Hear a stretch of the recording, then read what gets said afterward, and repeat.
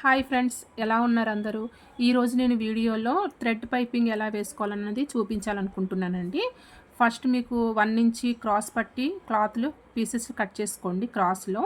అవి జాయింట్లు కూడా క్రాస్గానే వేసుకోవాలండి. ఆపోజిట్ క్రాస్ మార్క్ వస్తుంది, దానికి ఆపోజిట్లో జాయింట్ చేసుకోవాలి. స్ట్రైట్గా జాయింట్ చేసుకుంటే మాత్రం మీకైతే మీకైతే అక్కడ బబ్లింగ్ వస్తుందండి జాయింట్స్ దగ్గర. సో క్రాస్లో వేసుకోండి. నేను వన్ సైడ్ స్టెంచిన్తో పైపింగ్ వేస్తున్నాను.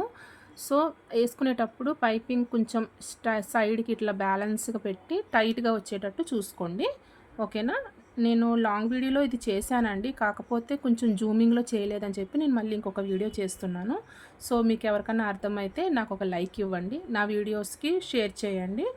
నాకు సబ్స్క్రైబర్స్ చాలా అంటే చాలా తక్కువ ఉన్నారండి. ప్లీజ్ అండి సబ్స్క్రైబ్ చేసుకోండి. మనం రెడీ చేసుకున్న పైపింగ్ అయితే డోరీ మొత్తం బ్యాలెన్స్గా కొంచెం ఖర్చు ఎగస్ట్రా అంతా కొంచెం తీసేయండి. నేను వీడియోలో చూపిస్తున్నాను కదా అలాగా. సో అలా కట్ చేసుకున్న తర్వాత లైనింగ్ మీద మనం లెంత్ మార్కింగ్ వేసుకున్నాం చూసారా, ఖర్చుగా కొంచెం కావాలంటే ఫార్వర్డ్ చేసి చూడండి. దాని మీద బ్యాలెన్స్గా పెట్టి పైపింగ్ సరిగ్గా లూజ్గా టైట్గా వస్తుందా చూసుకొని టైట్గా బ్యాలెన్స్ చేసుకుంటూ వేసుకోండి. ఫస్ట్ లైనింగ్ మీద అటాచ్ చేసుకోండి. దాని తర్వాత ఒరిజినల్ క్లాత్ మీద మన బ్లౌజ్ పీస్ మీద యాడ్ చేసుకోండి.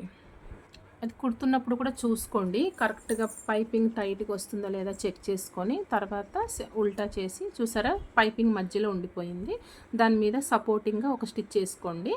తర్వాత ఒక స్టిచ్ సపోర్టింగ్ వేసుకోండి. తిప్పిన తర్వాత ఇంకొకటి కూడా ఫోల్డ్ చేసి కుట్టేసేసుకోండి. మీకు అక్కడికి ఫినిషింగ్ నీట్గా వస్తుంది. హ్యాండ్ అయితే మొత్తం రెడీ అయిపోయింది. బబ్లింగ్ లేకుండా హ్యాండ్స్ జాయింట్ చేసుకోండి. ఈ వీడియోలో పైపింగ్ డోరీ మీకు అర్థమైందని అనుకుంటున్నా. అర్థమైతే తెలుసు కదా.